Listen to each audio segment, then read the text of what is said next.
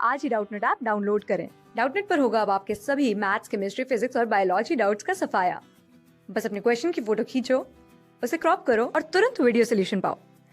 Download now. इस question में हमें एक बकेट दिया है जिसका मास 8 kg है। इसको हमने एक लाइट रोप से बांधा हुआ है और वो रोप हमारा एक वुडन सिलेंडर के अराउंड रैप्ड है।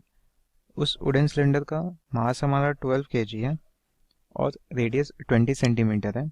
ये सिलेंडर हमारा सेंट्रल एक्सिस के अबाउट फ्रीली रोटेट कर सकता है। अब इस क्वेश्चन में कहा जा रहा है कि एक बंदा है जो इस रोप का फ्री एंड होल्ड किया हुआ है, ठीक है। उस फ्री एंड पे हमारा बकेट हैंग कर रहा है और इनिशियली सिलेंडर हमारा रेस्ट में है, ठीक है। अब वो बकेट को नीचे फ्रीली फॉल करने देता है, ठीक है। और बकेट जो है वो वेल में जा रही है जिसका डेप्थ 50 मीटर्स है, ठीक है। तो हमें बताना है कि फ्रिक्शन को हम निगलेक्ट कर दें तो बकेट की स्पीड क्या होगी और सिलेंडर की एंगुलर स्पीड क्या होगी जब बकेट जो है वाटर को एंटर करेगा, ठीक है। तो इस क्वेश्चन में देखो, सपोज ये हमारा सिलेंडर हो गया, ठीक है। इसके अराउंड हमने रोप रैप्ड किया है और रोप का ये एंड, एक फ्री एंड जो है उस पे हमारा बकेट हैंग कर रहा है, ठीक है। यहाँ पे सपोज हमारा ये बकेट हैंग कर रहा है। अब इनिशियली ये सपोज वॉल के टॉप पे है, वेल के टॉप पे है, ठीक है। और इसे 50 मीटर डाउन जाना है। तो सपोज कि वो इतने 50 मीटर्स दूर हमें फिर इस क्वेश्चन में पूछे गए क्वांटिटीज के बारे में बताना है कि 50 मीटर्स जब ये ट्रैवल कर लेगा तब उनकी वैल्यूज क्या क्या होंगी, ठीक है। अब देखो,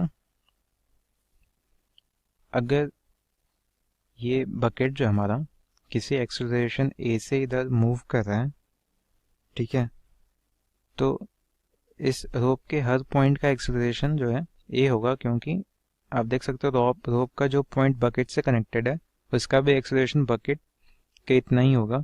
और अगर रोप हमारा इनएक्सटेंसिबल है तो इसके किसी भी दो पॉइंट के बीच का डिस्टेंस हमेशा सेम रहेगा। तो आप बोलोगे कि अगर ये पॉइंट एक्सेलरेशन ए से जा रहा है तो ये पॉइंट भी एक्सेलरेशन ए से जाएगा। तो आप देख सकते हो हमारा हर पॉइंट एक्सेलरेशन ए से रोप का मूव करेगा, ठीक है।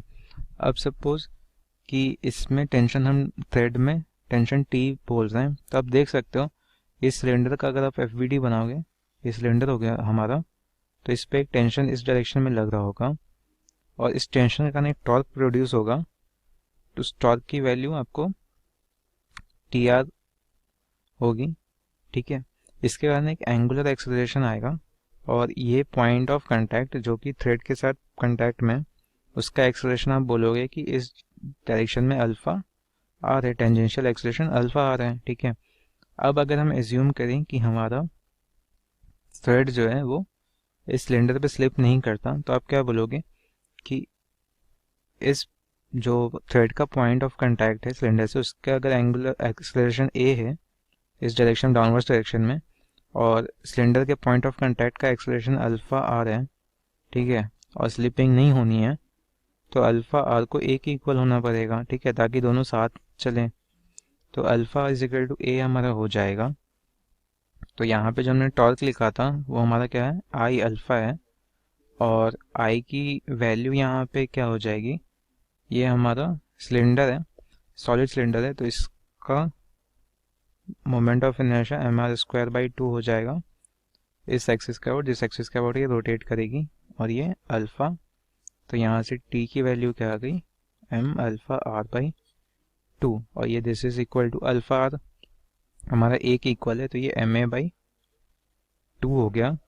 और अगर आप बकेट का एफ बनाओगे तो इस डायरेक्शन में एक एम जी फोर्स लग रहा होगा और ऊपर टेंशन लग रहा है, ठीक है। तो एम जी माइनस टी हमारा एम ए आएगा। तो टी की वैल्यू एम ए बाई 2 है, जहाँ पे एम जो है हमारा सिलेंडर का मास है, ठीक है।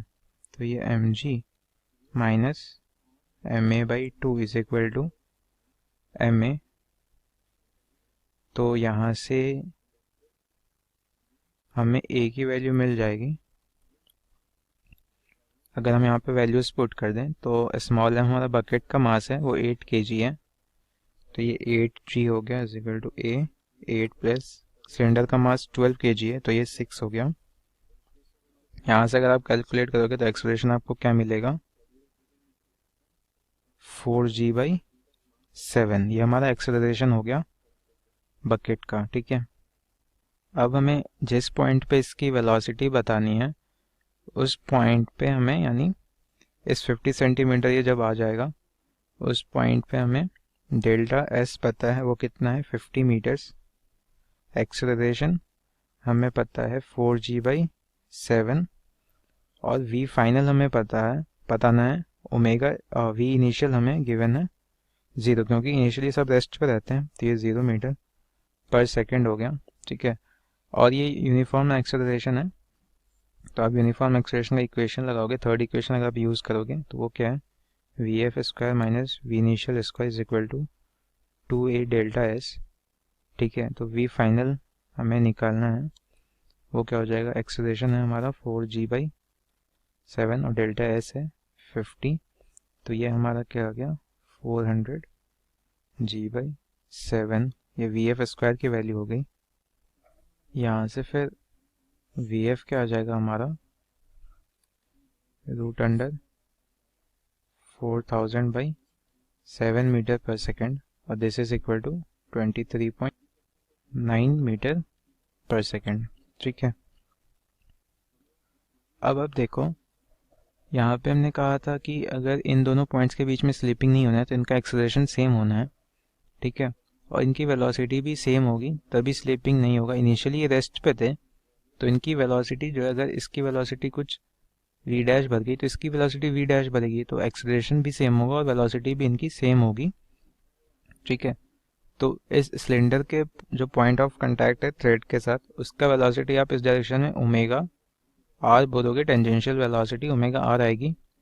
और इस थ्रेड के बारे में देखोगे तो थ्रेड का जो एक्सेलरेशन बकेट का था वही एक्सेलरेशन थ्रेड का है, जो वेलोसिटी थ्रेड की होगी वही वेलोसिटी थ्रेड की होगी, तो ये v हो जाएगा।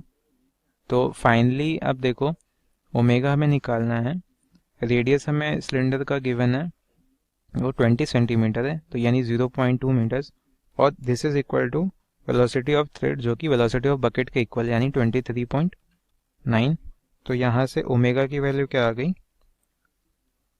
239/2 रेडियन पर सेकेंड, और this is equal to 119.5 radian पर सेकेंड। क्लास 6 से 12 से लेके नीट, IIT, JEE मेंस और एडवांस के लेवल तक 10 मिलियन से ज्यादा स्टूडेंट्स का भरोसा। आज ही डाउनलोड करें डाउटनेट ऐप या व्हाट्सएप कीजिए अपने डाउट्स 8400 400 400 पर।